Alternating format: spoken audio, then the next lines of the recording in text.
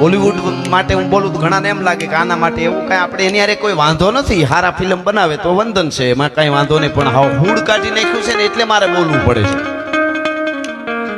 Bajirao Peshwa film દરેક યુવાનોએ જોઈ હોય છે.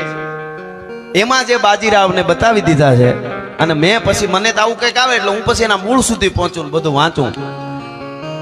એક લવ સ્ટોરી તરીકે આખી બતાવીને કામ પૂરું કરી દીધું છે. પણ એકવાર બાજીરાવને જો વખત મળે લૂડોમાંથી ને, તો મારા દેશના યુવાનો વાંચે તો ખબર પડે ભારત વર્ષના બ્રાહ્મણની શું. માતાઓ બહેનો કહું, અઠવાડિયે એકાદી વાર હારી નાનકડી કથા કૃષ્ણની રામની કોઈ વાર્તા તમારા બાળકોને સમજાવજો. અનુપમા ન જોવાય કાંઈ વાંધો નહીં, એની આટીઓ નહીં ઉકલે આપણને.